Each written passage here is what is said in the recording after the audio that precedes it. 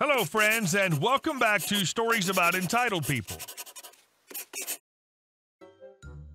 How the hell does someone actually think the building being on fire does not justify their transaction being canceled? What next? They demand we handle their transaction during a flood? That we let her shop during a power outage? But before we begin, don't forget to subscribe to our channel if you're new here and turn on notifications so you don't miss a new video every single day. Here we go. That time our store caught on fire and a customer refused to leave.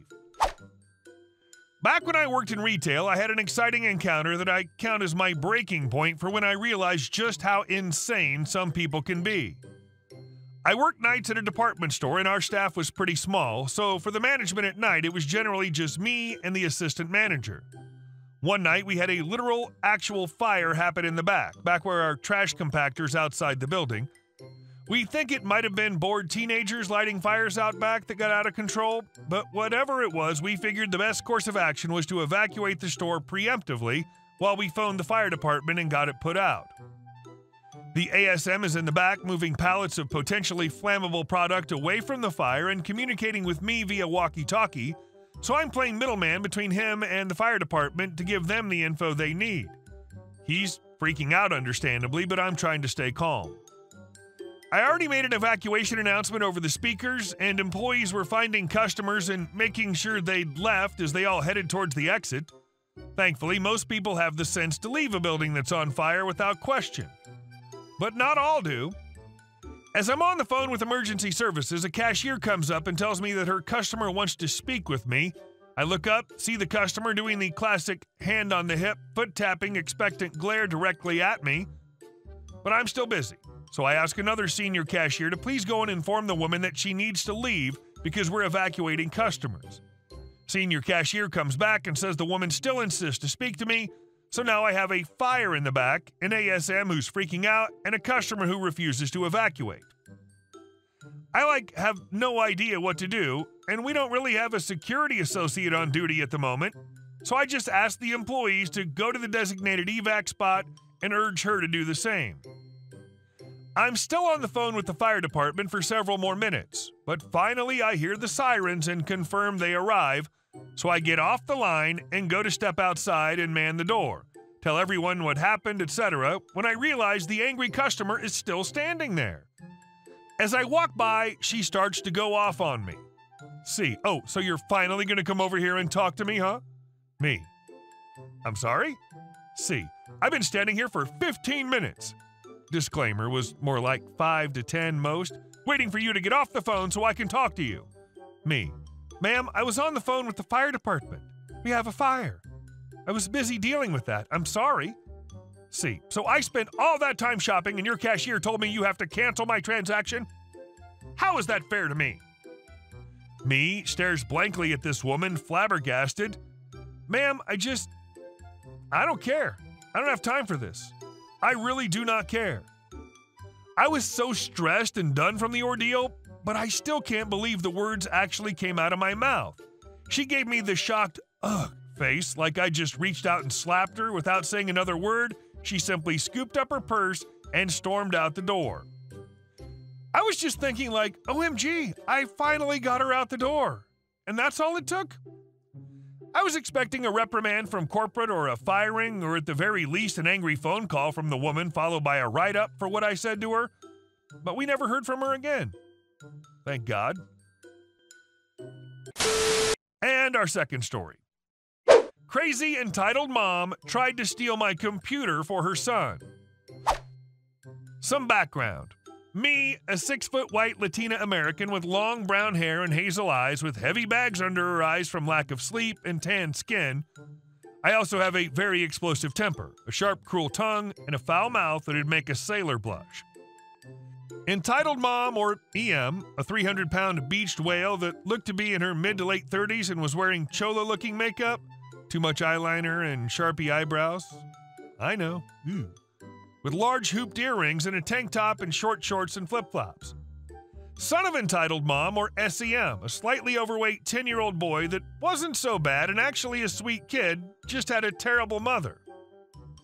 So this little tale begins in my town's bookstore, my favorite place in the whole world that makes me happier than a kid with a sugar rush at Disney World. I was in the bookstore writing fanfic on my new laptop. I know, I'm trash, but it makes me happy and improves my writing. Anyway, SEM comes up to me and politely asks, "Excuse me, can I please play on your computer? Me and my mom have been here forever and I'm bored." I gently told SEM no, but since I have a soft spot for kids, I asked him if he wanted to use the coloring book that I always keep in my bag for my younger cousins whenever I babysat them. SEM says, "Sure," and I take out the coloring book and markers and give them to him, which he takes to a neighboring table and begins to draw. All is fine and dandy, until EM came along and found SEM and the following happened. EM, "SEM, what have I told you about wandering off? I told you to stay close by." SEM, "I'm sorry, Mama, but I just got bored, so I went to go around and see if there was anything better to do." EM notices her son coloring in the coloring book I gave him. EM, "Where did you get that coloring book and markers?" SEM, "The nice girl over there gave them to me." SEM points at me, and EM flares down at me and waddles over to me. SEM, "Why did you give my son a coloring book? Why didn't you give him your computer to play on?" I can feel my temper slowly building up, but not wanting to upset SEM, I tried to keep calm. Me, "Sorry, I don't allow anyone to use my computer. Your son actually asked me if he could play on it, and I told him no, but he could use the coloring book I keep with me." SEM, "But why don't you give him your computer? No kid wants to draw in a coloring book. Do you know how boring those things are?" My cousins think otherwise, you cholo-looking whale. Me, "Lady, like I said before, I don't let anyone use my computer. I wouldn't even let the Queen of England use it if she asked me. Now please leave me alone." I wasn't submitting to her entitled butt, and that was clearly pissing her off because her face was going completely red. EM, "You're not even doing anything on it. You're writing on some stupid trashy erotica or something. You probably don't have any taste in books." I look down to the book she's holding, 50 Shades of Grey. Yeah, and I don't have any taste in books. EM, "Just give him this stupid computer and let him play on it, you stupid selfish bee." People are looking at EM and me, but mostly EM since it's hard to ignore the entitled elephant in the room. And poor SEM looks so embarrassed that I felt for the poor kid. I slowly get up from my seat and I sneered at her and put in a glare of my own. Me, "Lady, you need to really back off. The only reason I'm not verbally tearing you a new one is because your kid's here." I also don't want any witnesses if I decided to pick up the table and throw it at her. So you can either get your kid and leave, or I can call the cops. Your choice. EM looked so offended and actually kind of scared. EM, "How dare you? You have no right to speak to me that way. Give me that computer." EM grabbed my computer from the table with a look of triumph on her greasy face. At this point, my inner she-devil came out, and I stomped on her foot as hard as I could, and when she bent down, I grabbed my computer from her greasy hands, grabbed my bag, and just stormed out of there before I decided to do something that I probably wouldn't regret, but would most definitely put me in jail. While I was storming out, EM's cursing up a storm and hopping on her good foot while holding the one I stomped, and was out the front door still cursing at me when I drove by and just flipped her off while driving out of the plaza. I know this probably wasn't the best way to handle a situation like this, but like I said, I have an explosive temper that I'm currently getting therapy for, and no one helped me. Hope that teaches EM not to take stuff that doesn't belong to you. Also hoped SEM enjoys the free coloring book and markers. Poor kid.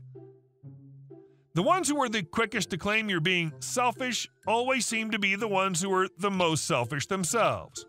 Funny how that works. And our last story. I ignored my neighbors and their HOA group. I live in a cottage that I inherited after my grandfather passed away 3 years ago. The cottage is one of the oldest homes in the area, and unlike my neighbors, I am not a member of the HOA.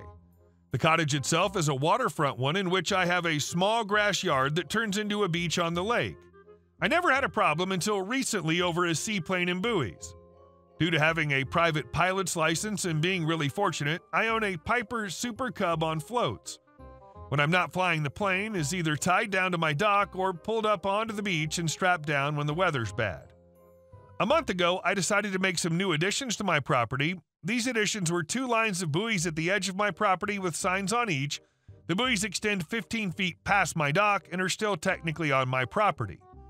The signs themselves are ones that I got custom made, warning about prop wash. I decided to add the buoys and signs because whenever I take my seaplane out, there are sometimes boaters or kayakers who will stop to watch me leave. Normally, this is not an issue if they keep their distance. However, recently they've been getting too close for comfort. With the addition of the buoys, I can keep a 100 by 300 foot safety rectangle.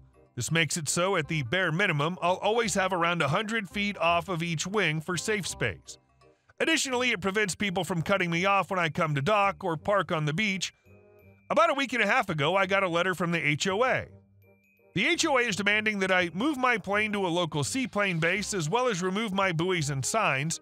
In response, I wrote them a letter explaining the reasons behind having the buoys and told them I have no intention of changing anything. About 2 days later, I got an angry visitor who was an HOA member. I told her that if she or the HOA comes onto my property again, they'll get arrested for trespassing. Before leaving, she used some very colorful words and called me an a-hole.